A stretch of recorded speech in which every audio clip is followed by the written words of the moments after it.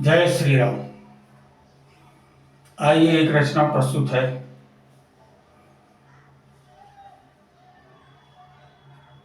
गैरों का अपनों का धोखा। आज का टॉपिक है अपनों का धोखा। तो सुनिए, समझिए रचना क्या कुछ कह रही है। गैरों का धोखा न खलता है इतना, गैरों का धोखा न खलता है इतना, अपनों का धोखा कमर तोड़ देता। गैरों का धोखा न खलता है इतना, अपनों का धोखा कमर तोड़ देता। नेकी जन्म भर की दिल याद आती, पराया बना क्यों वो अपना चहेता। पराये का धोखा न खलता है इतना, अपनों का धोखा कमर तोड़ देता। खुद से ही खुद द्वंद्व तब मन में चलता, खुद से ही खुद द्वंद्व तब मन में चलता। अफसोस अंगार दिल जन का जलता, यादों के साये में एहसान फीका। बेबस हुआ जन बस हाथ मलता, मन क्रोध आवेश आता सहज ही। समझ शत्रु जन नेह पन तोड़ देता। गैरों का धोखा न खलता है इतना, अपनों का धोखा कमर तोड़ देता। पराये के संग प्रेम मन में बढ़े तब, धोखा करे शत्रु अपना बने जब। सुजन यदि मिला तो सहारा बनेगा, गम दिल का हमदर्द बनकर हरेगा। भलाई की राहें दिखाएगा जन को, कर सच्ची नेकी वो दिल मोह लेता। गैरों का धोखा न खलता है इतना, अपनों का धोखा कमर तोड़ देता। कुजन पास जाना न अपने जो रूठे, कुजन पास जाना न अपने जो रूठे। हुई भूल क्या खुद में खुद खोज लेना, कारण मिला यदि तो सुविचार करके, अपने के जा पास सुविचार देना। अभिमान मन का सदा दूर रख के, खुद बन के लघु साधु सुख शांति चेता। पराये का धोखा न खलता है इतना, अपनों का धोखा कमर तोड़ देता। कुजन लख दुखी तुम में नफरत भरेगा, कुजन लख दुखी तुम में नफरत भरेगा। अहित जिससे हो बात वो ही करेगा। दरार में मार छिन्नी हथौड़ा, सुख शुभ गति वो तुम्हारी हरेगा। करके पृथक स्वार्थ साधेगा अपना, क्योंकि कुजन दुख न लेता वो देता।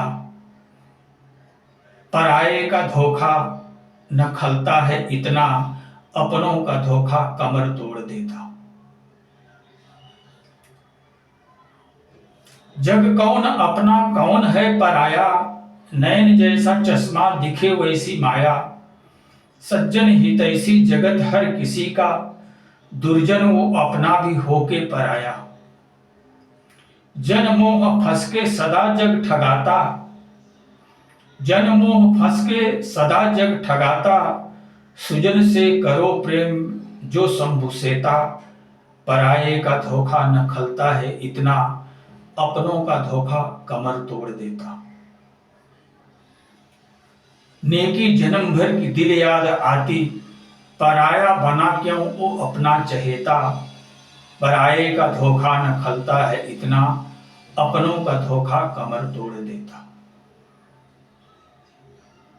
तो ये बात तो हर एक व्यक्ति के जीवन में घटित होती है।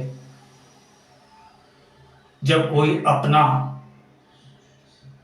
अपने साथ बेवफाई करता है, अपने साथ नाइंसाफी करता है, तो दिल में बहुत जोर की ठेस लगती है। अगर कोई पराया, अगर कोई गैर आपके साथ कोई विश्वासघात धोखा कर दे, तो वो उतना नहीं खलता है जितना कि कोई अपना सगा संबंधी अपने साथ धोखा कर दे तो वो उससे कई गुना अधिक खलता है लोगों में। और शायद 90% लोग इस धोखे के शिकार भी हुए होंगे और उन्हें ये अच्छी तरह ज्ञात होगा कि अपनों का धोखा किस तरह से कमर को तोड़ देता है। जब अपनों के साथ बेवफाई करते हैं तभी कोई अपना किसी पराई की संगति में जाकर के शरण लेता है। और जो सताया हुआ व्यक्ति है, जिसके साथ धोखा किया गया है, वो व्यक्ति संसार में अपनों के ऊपर से विश्वास छोड़ करके पराये लोगों पर विश्वास करने लगता है। ये जीव की सहज वृत्ति होती है, ये लोगों का जो है सहज भाव होता है। और जब वो किसी पराये के पास जाकर के फरियाद की गुहार लगाता है तो अगर कोई पराया सज्जन है तो वो पराया सज्जन उसे सांत्वना देता है, उसे तरह तरह से समझाता है और उसके परिवार का जो व्यक्ति उसके साथ नाइंसाफी किया है उससे मुलाकात करके उसको भी समझाता है और दोनों को समझा करके पुनः दोनों को आमने सामने करके दोनों के मन के मैल को मिटा करके पुनः प्रेम को स्थापित कर देता है। ये सज्जन का कृत्य होता है। किंतु यदि संयोगवश कोई अपनों के दुर्व्यवहार से, धोखे से रूठकर पराये के पास गया और वो पराया अगर दुष्ट प्रवृत्ति का है तो वो व्यक्ति उसे सांत्वना दे करके, उसे सच्ची शिक्षा दे करके, उसके परिवार के उस व्यक्ति से मिल करके उसकी संधि नहीं कराता है, बल्कि वो जो उसके दिल में एक पतली सी दरार फटी रहती है, उस पतली सी दरार में छिन्नी डाल करके हथौड़े से मार मार करके उस दरार को और मोटी बना देता है। और वो दरार इतनी मोटी बना देता है कि फिर वो दीवार पहले की तरह जुड़ नहीं पाती है, वो दीवार पृथक ही हो जाती है। ओ कुजन उसको चढ़ा बढ़ा करके उसके अंदर इतनी नफरत पैदा भर देता है कि वो अपनों से सदा सदा के लिए दूर हो जाता है। और जब वो अपनों से सदा सदा के लिए दूर हो जाता है तो वो कुजन इससे भी लाभ उठाता है और उसके परिवार वालों से भी लाभ उठाता है। यही कुजन और सुजन के अंदर भेद होता है। तो कभी भी अगर ऐसा संयोग आपके घर संसार में बने, कभी आपका कोई अपना आपके साथ दुर्व्यवहार कर दे, तो किसी अन्य के पास मत जाना, स्वयं ही विचार करना और कहां कब कैसी मुझसे भूल हुई उस चीज को याद करने की कोशिश करना। वो व्यक्ति आपके साथ इस तरह का दुर्व्यवहार क्यों किया, इस चीज को गहन अध्ययन करके सोचना, समझना, विचार करना। अगर वो व्यक्ति सज्जन प्रवृत्ति का है और किसी कारणवश तुम्हारे साथ गलत बर्ताव कर दिया है तो उसे बार बार मना करके उसे अपना बना लेना।